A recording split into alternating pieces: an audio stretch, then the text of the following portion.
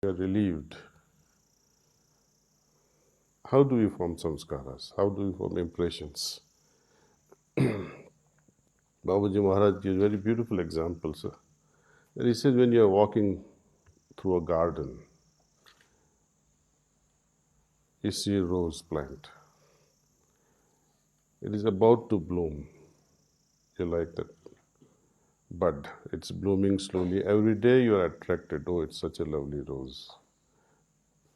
Time comes when you feel like holding it in your hands and smell it. Time would come soon that you would feel like taking the whole plant to your home, say. This is how we get caught up in the world also. With every little thing. Either we are attracted or we are repelled. Either we like things or we dislike things. Under all situations, our heart is the one that reacts to such things. The reaction of the heart defines the nature of the person. Suppose if I play some music now, some of you may like it, some of you may not like it.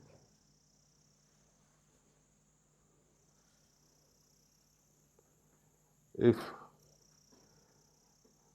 an artist presented here some sculpture, one, only one person may like it, the rest of them say, oh, I don't like this thing.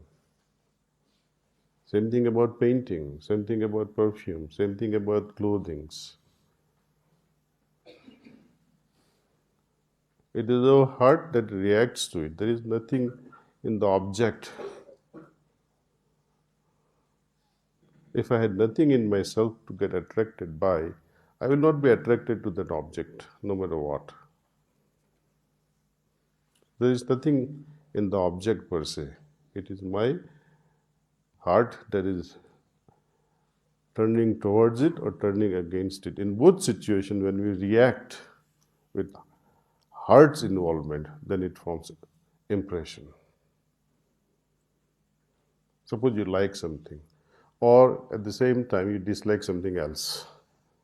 Both form the impression. When you like something and the results are not according to your what we call reason for liking, and yet you are disappointed by the outcome of it. Why did I invest my energy in this object? And you start feeling guilty for paying too much attention to something that you like and something that would have been beneficial to you, but you disliked it. In both ways, you start feeling guilty that I wasted time and I didn't pay attention here. And these are also, such sort of things create vibrations and they settle down at some place in our heart region. But the origin of all this interaction has its basis in the field of our heart, this fistful of this heart. When we are attracted towards opposite sex, it sets in certain levels of vibrations.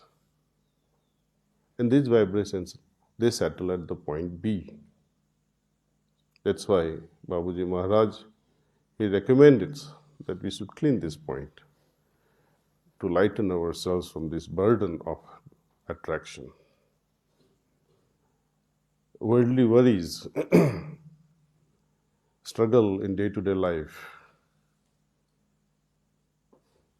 all this settle at point A. When all these three aspects, likes, dislikes, attraction towards opposite sex, and worldly worries, when they cross their limits,